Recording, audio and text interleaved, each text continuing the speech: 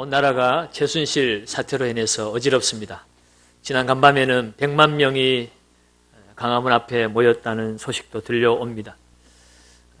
국민들은 그런 소리를 들을 때마다 마음이 무너지고 더 고통스럽고 아파합니다. 권력을 가진 자가 뭐가 더 부족해서 또 가지려고 하는 것일까요? 돈을 그토록 많이 가진 사람이 뭐가 부족해서 또 더 많이 가지려고 애를 쓰고 뺏어서라도 죽여서라도 내가 더 가져야만이 직성이 풀리는 것일까요?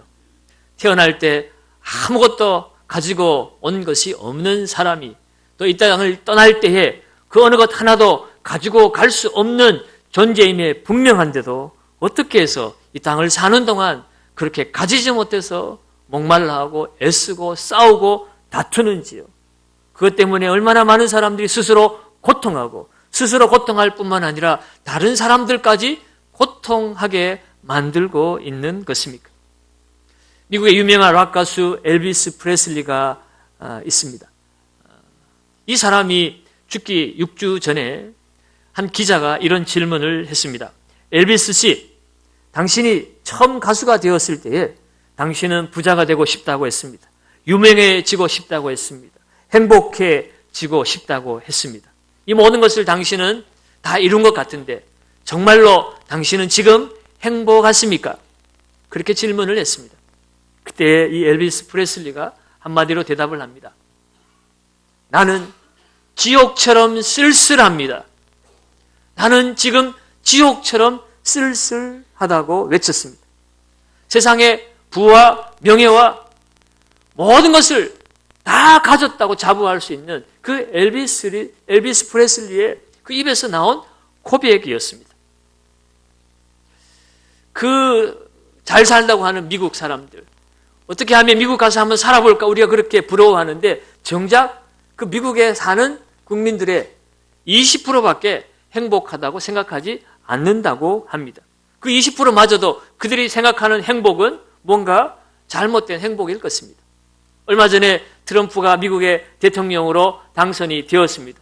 많은 사람들의 예상을 뛰어넘는 결과였기에 많은 사람들이 아연실색을 하고 있습니다. 그가 말하는 무모한 말이나 무지막지한 행동이나 그러한 것을 보았을 때 저 사람은 대통령이 될 만한 사람이 아니라고 다들 그렇게 생각을 했는데 막상 뚜껑을 열어보니 대통령이 되었습니다. 왜 그랬을까요? 그가 하는 말을 가만히 들어보면 그는 막말도 하고 행동이 참 바람직하지 못하지만 그가 하는 말대로만 이루어진다면 나는 행복해질 수 있을 것 같다는 착각을 하는 것입니다.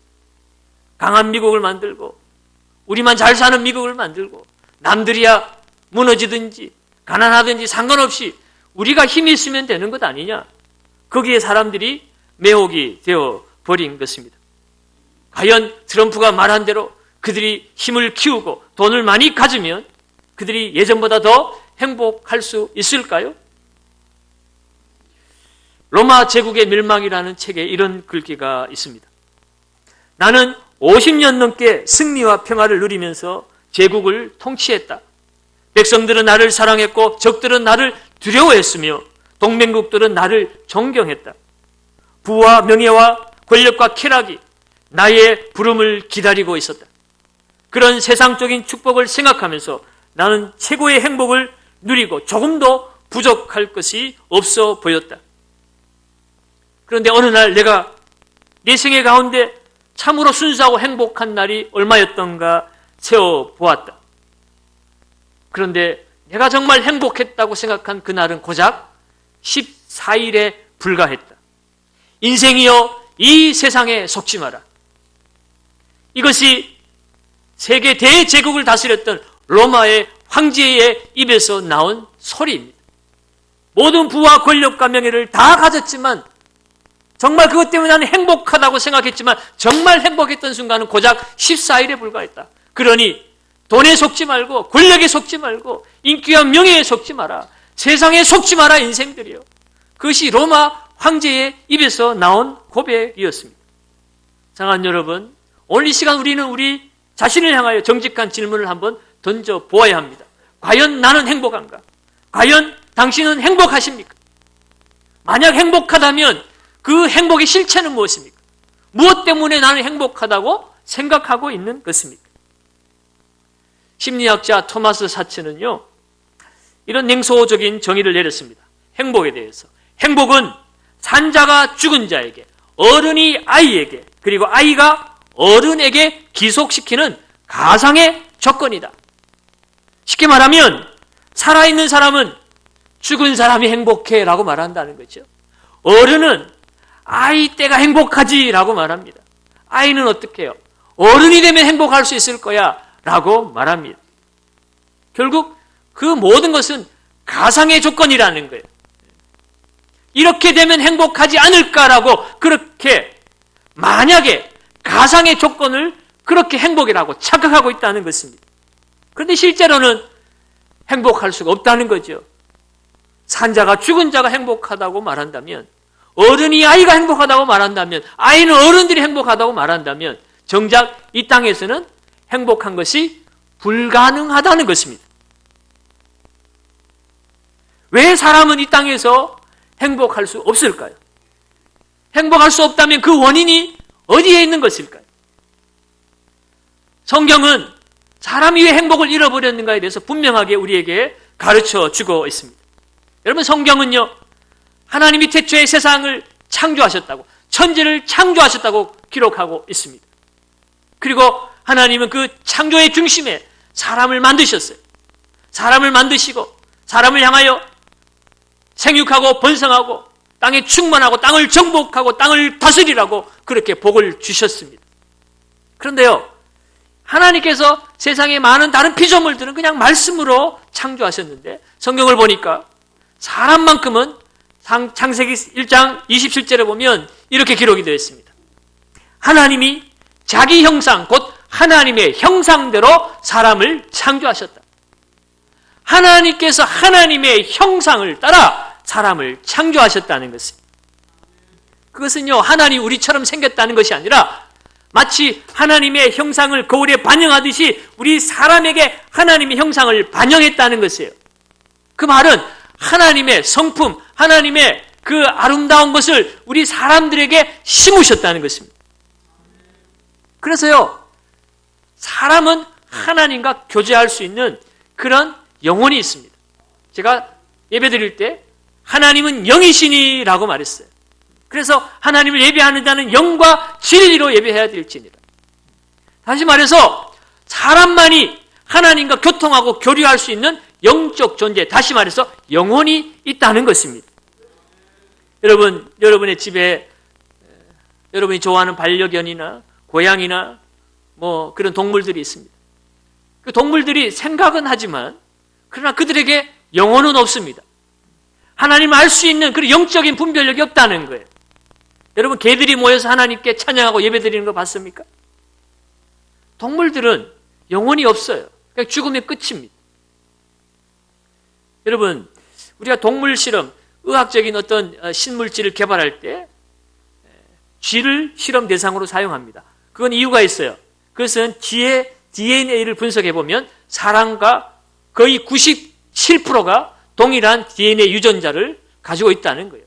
쥐하고 우리하고 유전자는 3%밖에 차이가 안 납니다. 그래서 웬만한 것이 쥐의 실험에 성공하면 사람의 몸에도 들을 수 있기 때문에 쥐를 가지고 실험을 하는 것이에요. 그런데 그 쥐에게는 사람과 아무리 비슷한 유전자를 가지고 있어도 그들은 영혼이 없기 때문에 쥐들이 하나님을 만날 수 없습니다. 쥐들이 하나님께 예배할 수 없다는 것이에요.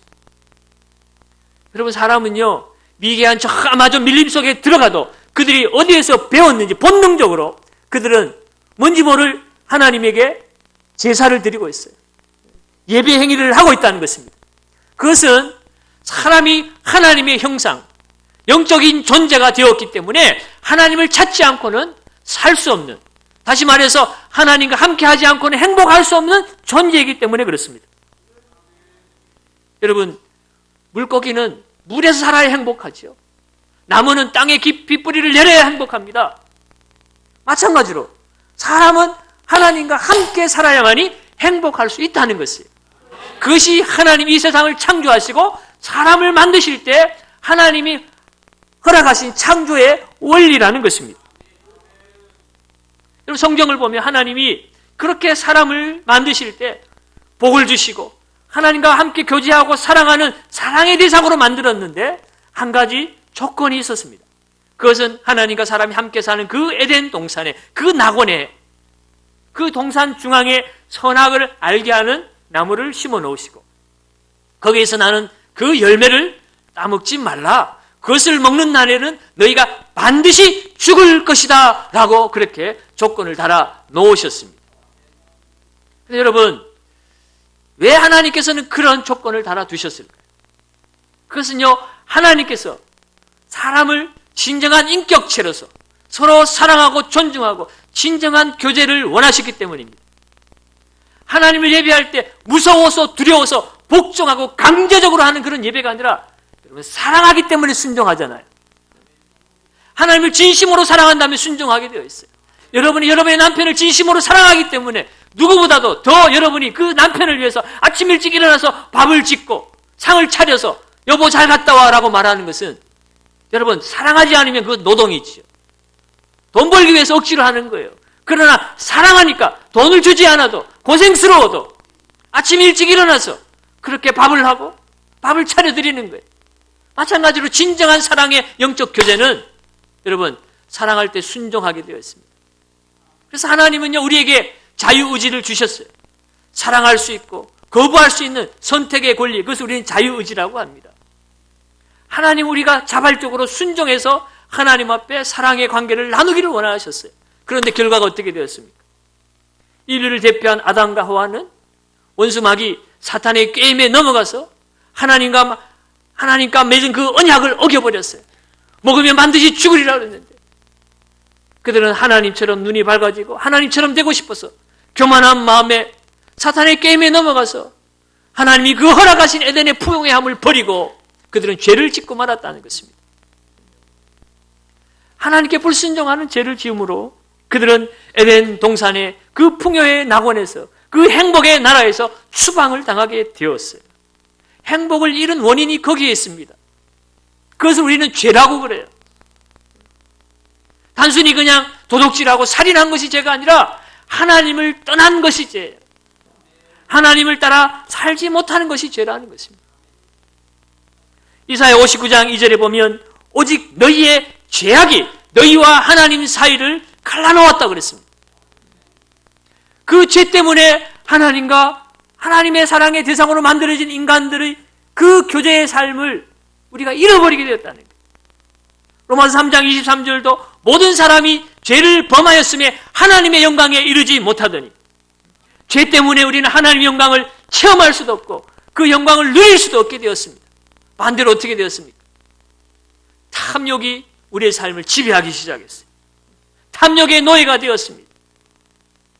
그래서 그에 따른 저주와 고통이 오늘 우리의 인생 가운데 따라오고 있는 것입니다. 여러분 오늘날 현대사회에 얼마나 많은 사람들이 정신적으로 고통을 당합니까?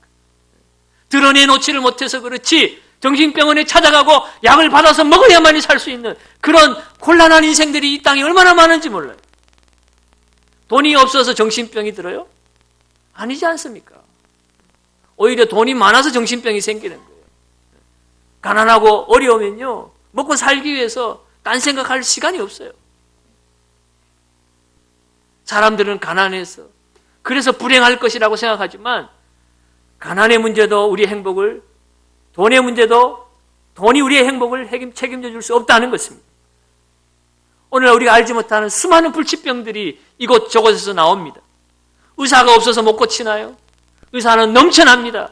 넘쳐나요.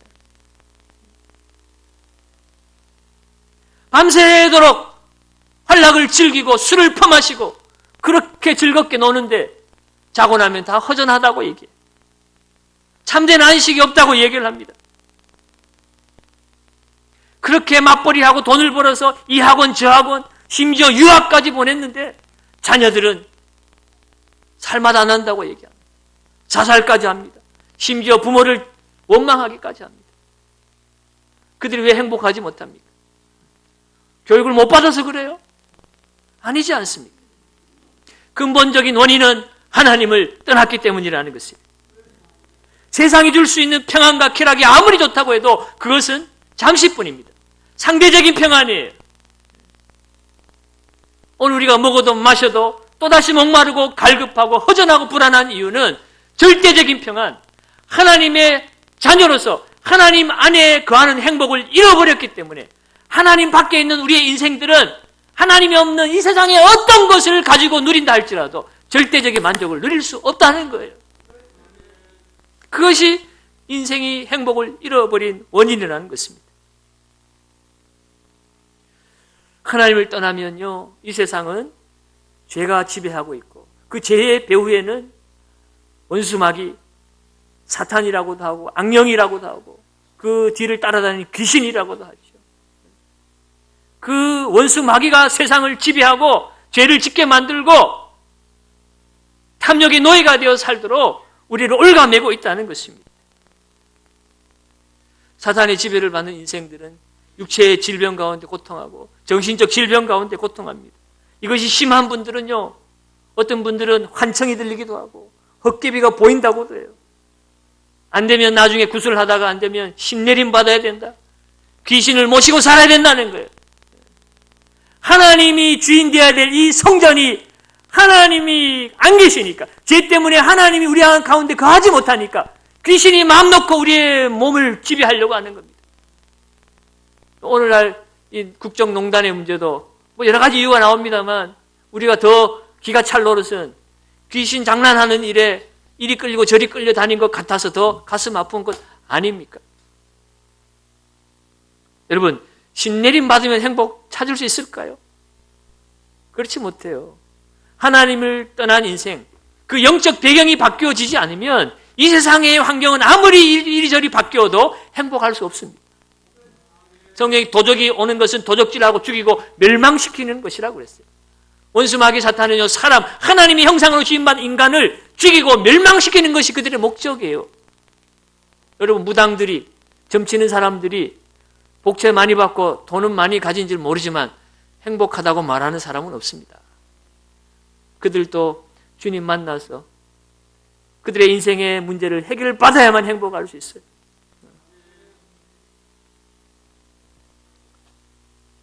오늘 이 시대에 이 죄 문제를 해결하지 않으면 결국 우리는 이 땅 가운데 원수마귀 사탄의 지배를 받고 육체의 질병, 영적인 질병, 정신적인 질병, 결국에는 고통하다가 죽는 것이 인생의 마지막입니다. 성경은 그래서 히브리서 9장 27절에 한 번 죽는 것은 사람에게 정해진 것이요, 그 이후에는 심판이 있으리니 그랬어요. 여러분, 죽음으로 그냥 끝나면 그만인데 죽음으로 끝나는 것이 아니라는 거예요. 죽음 이후에는 심판이 있습니다. 심판을 받아서 천국과 지옥으로 우리의 인생은 갈린다는 것이에요. 여러분, 이 땅에서의 죽음은 끝이 아닙니다. 영혼이 있다고 그랬잖아요. 여러분, 우리 육체는 새하에서 늙어가고 어느 날 잘 뛰던 심장도 멎을 것이고 잘 돌아가던 팔도 간절히 삐걱거리고 사가져서 걷기도 힘들고 어느 순간에는 걷지도 못하고 숨이 끊어지는 날이 와요. 그런데 그것은 내 육체가 껍데기가 늙는 것이지 내 영혼이 늙는 것은 아니에요. 영혼은 늙을 수가 없습니다. 여러분, 오히려 나이 들수록 더 마음은 소녀 같아지죠. 저 어린아이 같아집니다. 영혼이 늙어가진 않아요. 그럼 어떻게 되는 것입니까? 하나님의 심판대 앞에 서게 된다는 거예요.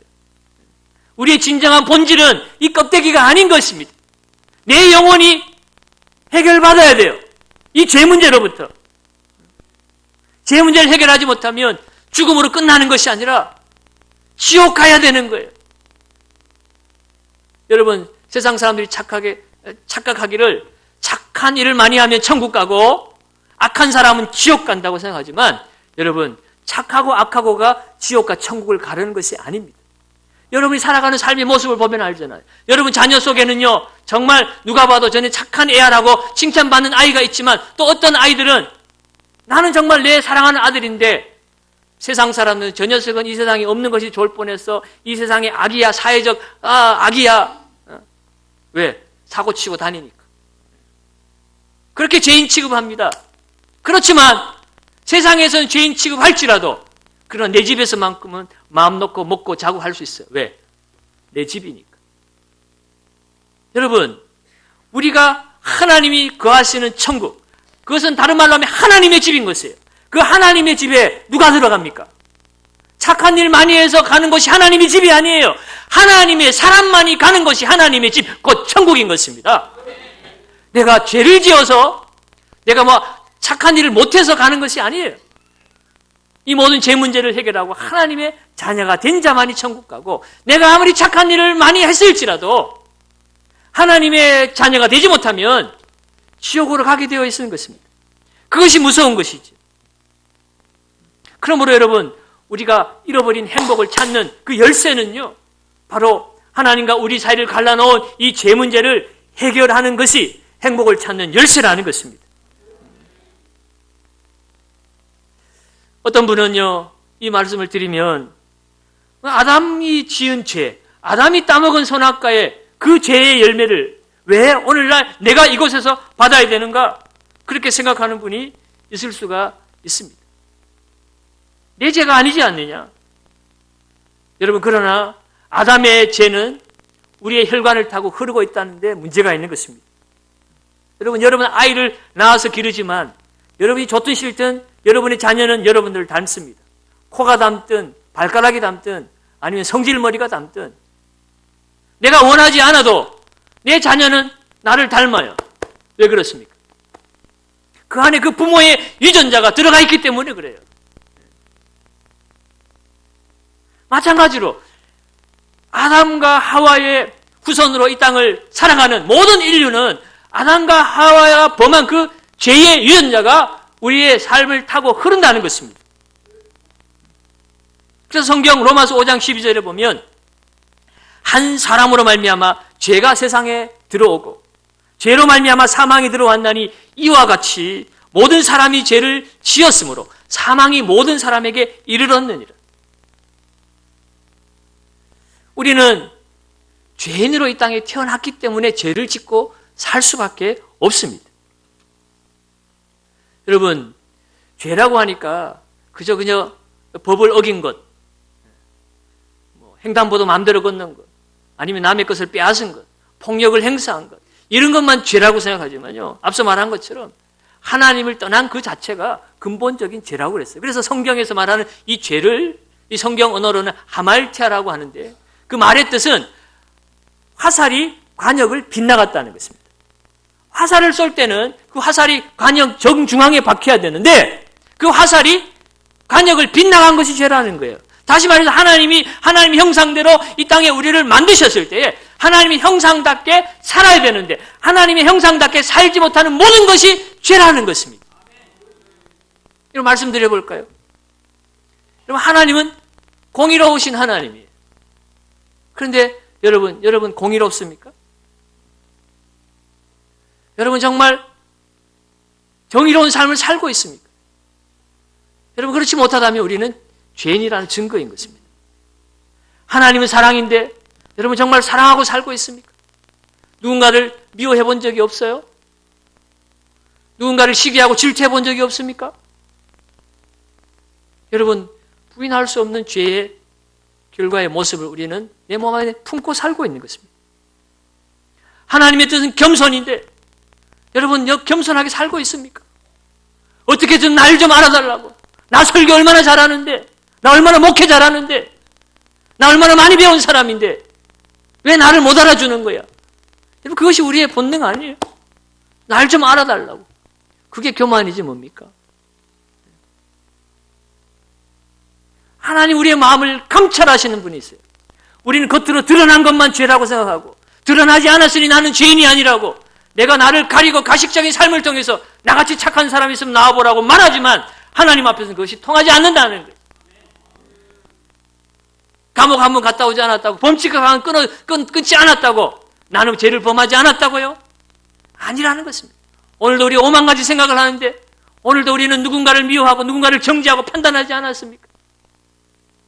뭐 안내를 이런 식으로 해. 저 사람 왜 이렇게 태도가 불량해? 우리는 쉽게 우리의 마음이 어둠을 향하여 죄를 향하여 달려가고 있는 것을 보게 되는 것입니다. 그러므로 여러분, 우리 모두가 다 죄인이에요. 모든 사람이 죄를 범했다고 얘기하고 있습니다. 여러분, 공부를 많이 했습니까? 그렇다면 여러분 공부 많이 한 죄인이에요. 여러분 착한 일 많이 했습니까? 착한 일 많이 한 죄인입니다. 여러분 기도 많이 하고 교회 오래 다녔습니까? 기도 많이 하고 교회 오래 다닌 죄인이에요. 그렇기 때문에 여러분 이 죄 문제를 우리는 풀어내야만 하는 것이에요. 아담과 하와가 인류를 대표해서 범한 것을 우리는 원죄라고 합니다. 그 원죄뿐만 아니라 그 죄를 타고 그 죄의 유전자가 우리를 타고 흘러서 우리는 태어나면서부터 우리는 죄를 짓고 살고 있고 지금도 죄를 짓고 있습니다. 그래서 우리는 자범죄라고 해요.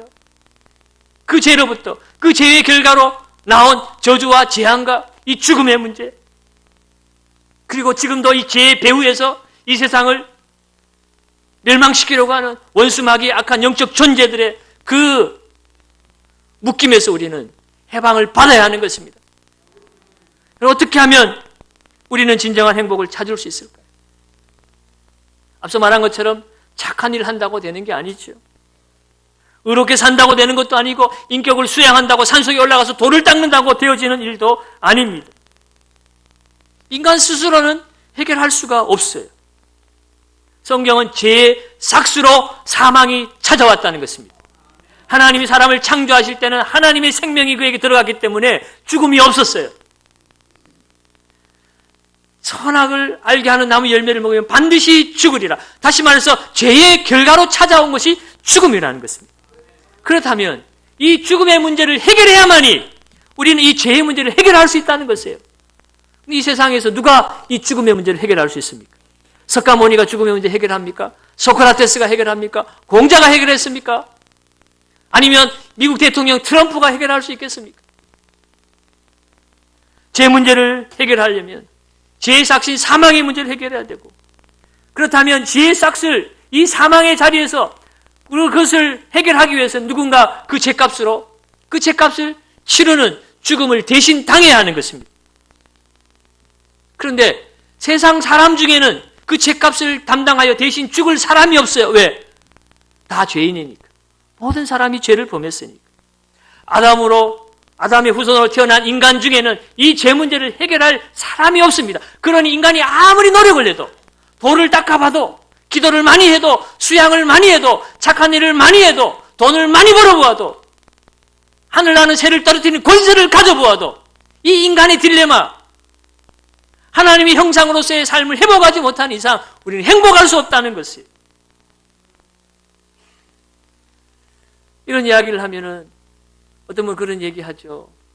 교인들은 다 좋은데 한 가지 문제, 지들만 잘났다는 게 문제야. 왜 다른 종교는 인정을 안 해? 절에 가도 극락 가거든? 극락이 천국이거든? 그런 얘기합니다. 그런데 여러분, 그 불교의 창시자인 석가모니, 고타마 시타르타라고 하죠. 이 사람은요, 원래 인도의 마야 왕국의 왕자였습니다. 이 마야 왕국의 왕자였던 이 고타마 시타르타가 어느 날 장례 행렬을 보면서 왜 인간은 태어나서 늙고 병들다가 죽는 것인가? 인간의 생로병사에 대한 의문을 갖기 시작했습니다. 태어나서 왜 늙는 것이지? 왜 고통당하는 것이지? 왜 죽어야 되는 것이지? 그러려면 왜 태어나는 걸까? 왜 사는 걸까? 그는 왕자로서 그 부귀 영화보다는 인간 자체에 대해 관심을 가졌어요.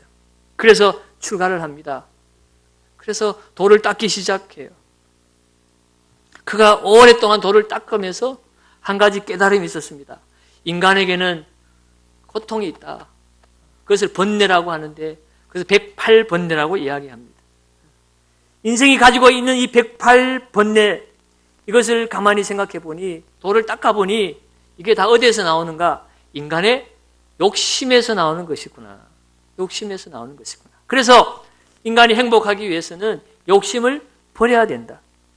그래서 욕심을 버리고 또 버리다 보면 내가 살아있는 것조차도 잊어버리는 그런 경지에 이르게 된다. 그것을 니르바나라고 얘기했습니다. 불교 용어로는 열반이라고 그렇게 이야기를 하죠. 그런데 그냥 거기까지예요. 석가의 가르침은 거기까지인 것입니다. 석가모니는 한 번도 사람이 죽은 다음에 극락이라는 곳으로 내가 너희를 보내겠다고 그렇게 말한 적이 없어요. 극락이 있는지 없는지도 모르는 분이 석가모니. 제자들이요 석가모니에게 한번 이렇게 질문을 했습니다. 사람이 죽고 난 다음엔 어떻게 되는 것입니까? 석가가 대답하기를, 내가 살아서 일도 모르는데 죽고 난 다음에 일을 내가 어떻게 알겠느냐? 여러분, 저는 특정 종교를 폄하하려고 이야기하는 게 아니에요. 고등종교, 불교가 그나마 이 세상에 있는 모든 종교들 중에 고등종교 중에 하나지 않습니까? 그 모든 세상에 만들어낸, 인간이 만들어낸 종교는요, 결국은 내가 돌을 닦고 내가 노력해서 하나님께 이르러 보려고 애를 쓴 것이지만, 그러나 성경은 이 죄 문제를 해결할 수 없기 때문에 하나님의 영광에 이룰 수 없다고 얘기한 거예요. 바꿔서 말하는 것은요, 결국은 하나님께서 구원을 우리에게 베풀어 주셔야만이 우리가 구원받을 수 있다는 것입니다. 이 죄 문제, 인간 스스로 해결할 수 없기 때문에 죄가 없으신 하나님께서 해결해 주셔야만이 우리는 행복을 찾을 수 있다는 것입니다. 그래서요, 기독교는 제가 말씀드리고자 하는 것은 사람이 만든 종교가 아니라, 사람이 찾아서 구원을 얻으려고 하는 것이 아니라 하나님이 우리에게 찾아오신 것이라는 거예요. 그것을 우리는 다른 말로 은혜라고 합니다. 은혜는 내가 받을 만한 가치가 없는 사람임에도 불구하고 받았을 때 그것을 우리는 은혜라고 하는 거죠. 구원도 은혜로 하나님이 주실 때에 받을 수 있는 것이지 우리의 노력으로 이룰 수 있는 것이 아니다라는 것이에요. 여러분, 하나님은요, 많은 하나님의 아름다운 성품이 있는데 가장 대표적인 두 가지 속성이 있습니다. 하나는 공의라고 하는 것입니다. 때로는 정의라고 하기도 하죠. 또 하나는 사랑이라고 하는 거예요. 하나님의 이 공의로운 성품에 의하여서 이 인간의 죄 문제를 해결하려면 반드시 죄값을 치러야 하는 것입니다. 세상 사람들은 같은 고향 출신이니, 같은 학교 나왔으니, 같은 종신이 내가 눈 감아줄게. 그것이 세상 사람들이 하는 일이죠. 오늘날 우병우니 어쩌구니 권력자들이 하는 행태가 그거잖아요. 똑같이 죄인이지만 서로 눈 감아주고 우리끼리 잘 먹고 잘 사는 거죠. 하나님이 그렇게 하실 수는 없죠. 하나님이 만약에 그렇게 이것저것 따지고 죄가 아니라고 말한다면 하나님으로서의 조건을 상실해버리는 겁니다. 바꿔 말하면 하나님 우리의 이 죄값에 대해서 반드시 그 죄값을 치르시는 하나님이세요. 그것이 하나님의 공의의 속성입니다. 그런데 하나님의 대표적인 또 다른 속성은 사랑이라는 거예요. 아무리 죄를 지었어도 그 하나님의 넘치는 사랑으로는요, 그 죄인을 구원해내는 것이 하나님의 사랑입니다. 이 공의와 사랑이 모순되게 부딪히고 있어요.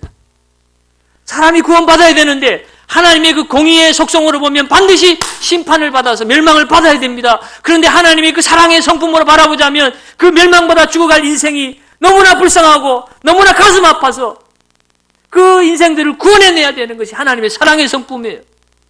하나님 어떻게 하셨을까요? 하나님은 이 멸망받을 죄인들을 구원하시기 위해서 하나님이 친히 인간을 대신하여서 죽으시기로 작정하셨습니다. 그것이 하나님 우리에게 베푸신 은혜요 구원의 방법이었어요. 그 길 밖에는 우리를 구원하실 길이 없는 것이에요. 사람으로서는 다른 사람의 죄를 대신할 수가 없어요. 모두가 다 죄인이니까. 죄를 대신할 수 있는 사람은 죄가 없는 존재여야 되는데 죄가 없으신 존재는 하나님밖에 없습니다. 하나님이실지라도 죄값은 반드시 치러야 됩니다. 대신 죽어야만 되는 것이에요. 하나님의 사랑으로 그 공의를 만족시켜 주시고 그리고 이들을 구원하시기 위해서 사랑으로 자기를 희생하신 것이 바로 십자가의 예수 그리스도라는 것입니다. 여러분, 사람들은 예수를 세계 4대 성인 중에 하나 아니냐 그렇게 말합니다만 예수는요 사람이 아닙니다. 성인 중에 한 사람이 아니에요. 예수는 사람으로 오셨지만 하나님이십니다. 여러분 성경 읽어보시면 그분은 죽은 자를 살리시기도 합니다. 바람과 바다를 꾸짖으시기도 합니다. 그분은 사람으로 오셨지만 하나님의 속성을 가지고 있으셨어요. 그럼에도 불구하고 그분이 십자가에서 힘없이 고난받고 피 흘리시고 죽으신 것은 그분이 하나님이시기에 그것을 다 물리치실 수 있었지만 그분이 오신 이유는 우리를 구원하시기 위해서였어요. 하나님의 사랑 때문에 하나님께서 자신의 목숨을 십자가에 아낌없이 들이신 것입니다. 이 사랑에 대해서 요한복음 3장 16절 이렇게 증언하죠. 우리 찬양대에서 우리가 듣기도 했습니다. 우리 요한복음 3장 16절을 한번 봅시다. 같이 한번 읽어볼까요? 하나님이 세상을 이처럼 사랑하사 독생자를 주셨으니 이는 그를 믿는 자마다 멸망하지 않고 영생을 얻게 하려 하심이니라. 아멘. 하나님이 세상을 이처럼 사랑하사 그랬어요. 어떻게요? 독생자를 주시기까지. 어떻게 주셨는데요? 그분을 십자가에 저주받은 자리에 죄인이 받아야 될 그 고통의 자리에 하나밖에 없는 하나님의 아들을 십자가에 내어 주셨다는 것입니다. 아들을 십자가 내어 주실 만큼 세상을 사랑하셨다는 것입니다. 그 하나님의 사랑을 로마서 5장 8절에서는 이렇게 증언하고 있습니다. 우리가 아직 죄인 되었을 때에 그리스도께서 우리를 위하여 죽으심으로 하나님께서 우리에 대한 자기의 사랑을 확증하셨느니라. 우리가 아직 죄인이지만 우리를 위하여 죽으신 그리스도, 하나님의 공의를 위하여 하나님이 친히 죽으셨습니다. 그러므로 말미암아 하나님께서 우리에게 대한 자기의 사랑을 확증하셨느니라. 확실한 증거로 보여주셨다는 것이에요. 하나님이 이렇게 우리를 사랑하셨습니다. 종교개혁자 마틴 루터는 만약에 내가 하나님이라면 이 세상 사람들이 추악한 죄악들을 바라볼 때 한 사람도 남기지 아니하고 나는 다 죽이고 말았을 것이다. 그렇게까지 이야기를 했습니다. 그런데 하나님은 우리를 사랑하셔서 그 죽음의 자리에 하나님의 아들이 대신 우리를 위하여 죽으셨다는 것입니다. 세상에는 의인을 위해서 자기 목숨을 버리는 일이 가끔씩 있습니다. 그래서 뉴스에도 나지요. 그러나 다른 사람을 살리자고 자기 하나밖에 없는 자녀를 죽이는 부모는 없습니다. 그것은 미친 사람이죠. 그런데 하나님 우리를 그렇게 미치도록 사랑하셨다는 것입니다. 그러니 여러분 십자가 예수 그리스도를 바라보며 하나님의 사랑을 의심하지 말라는 거예요. 하나님은 이 사랑을 우리에게 베풀어 주셔서 대체 우리를 복과 사랑의 대상으로 만드신 그 하나님의 형상을 닮은 하나님의 자녀의 삶을 회복하시기를 하나님은 원하셨다는 것입니다. 그러면 우리가 우리 인생의 이 행복의 문제를 회복하는 길은 바로 예수 그리스도의 사랑을 받고 하나님의 자녀의 삶으로 회복되어야만 하는 것입니다. 우리 모두는 이 사랑을 받아야 돼요. 어떻게 받을 수 있습니까? 요한복음 3장 16절을 다시 보면 세상을 이처럼 하나님이 사랑하셨는데 독생자를 주셨는데 이는 그를 믿는 자마다 멸망하지 않고 영생을 얻게 하려 하십니다.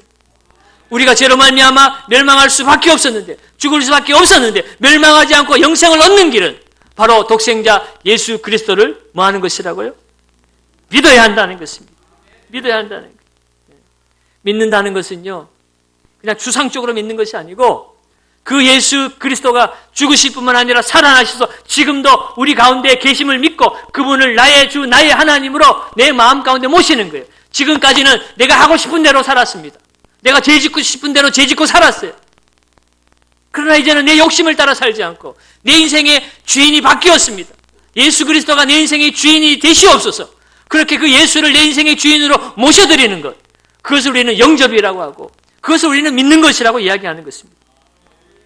요한복음 1장 12절에 영접하는 자 곧 그 이름을 믿는 자들에게는 하나님의 자녀가 되는 권세를 주셨으니 그랬어요. 여러분 우리가 하나님의 자녀가 될 수 있다는 것입니다. 그것이 태초에 하나님이 사람을 만드신 목적이었어요. 우리는 하나님의 자녀로 살아야 됩니다. 하나님 주신 권세를 따라 이 세상을 다스리고 정복할 수 있는 그런 하나님의 자녀의 행복을 누리며 살아야 되는데 우리가 마귀 권세에게서 꼬임을 받고 귀신에게 매여서 죄를 짓고 고통과 불안과 멸망을 향하여 달려가는 인생이 되었다는 것입니다. 그런데 이제는 그것을 해결받을 수가 있게 되었어요. 바로 날 위해서 이 땅에 오신 하나님이신 예수 그리스도, 그분이 날 위해서 십자가에 죽으시고 부활하시고 지금도 살아계시고 그분을 믿는 모든 자에게 나의 하나님이 되어주시는 이 사실을 믿고 그분을 내 주 나의 하나님으로 영접할 때에 우리는 마귀 권세, 죄의 권세에서 벗어나고 천국 영생의 기쁨을 우리가 누리게 될 수 있다는 것입니다. 사랑하는 여러분, 오늘 이 자리에 처음 오신 분들이 있습니다.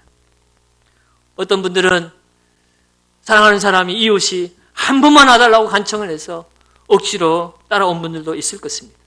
가족의 성화에 못 이겨서 오신 분도 있을 것이고, 어느 날부터인가 갑자기 선물 공세를 하면서 맛있는 음식을 싸들고 와서 그거 먹은 죄 때문에 토해낼 수도 없어서 한번 따라와 준 분도 있을 수도 있습니다. 그러나 여러분, 가족의 성화에 왔든지 음식 먹은 값에 왔든지 선물 받은 그 미안함이 왔든지 여러분 어떤 방법으로 왔을지라도 오직 오늘 이곳에 여러분을 부르신 분은 하나님이신 줄 믿습니다. 여러분 왜 불렀겠어요? 오늘 우리를 하나님의 자녀, 참된 행복자로 우리를 회복시키시기 위함입니다. 그러면 여러분 오늘 이 시간 여러분 다른 거는 몰라도요, 여러분 죄 문제 하나만큼 해결받고 가시기 바랍니다. 성경 로마서 4장 7절 8절에 보면 불법이 사함을 받고 죄가 가려짐을 받는 사람들은 복이 있다 그랬어요. 주께서 죄를 인정치 아니하실 자는 복이 있다고 그랬습니다. 여러분 복은 돈이 많아서 복이 아닙니다. 내 죄가 가려지고 내 허물이 사함을 받고 하나님의 자녀가 되고 하나님의 천국 영생을 내 것으로 삼을 수 있을 때 그것이 참된 행복자인 것입니다. 그러므로 여러분 오늘 저와 여러분들이 함께 그 예수 그리스도를 나의 주, 나의 하나님으로 여러분 영접할 수 있는 복을 누리시기를 바랍니다. 내일이 있다고 말하지 마십시오. 한치 앞을 모르는 것이 인생인 것입니다. 오늘 나의 의지와 상관없이 이 자리에 왔을지라도 오늘 여러분들을 잡고 온 그 손은 단순히 여러분의 아내의 손이 아니요, 친구의 손이 아니요, 여러분을 지으시고 이 땅에 부르신 하나님의 사랑의 손이요 구원의 손인 줄 믿으시기 바랍니다. 여러분 오늘 어떻게 해야 할까요?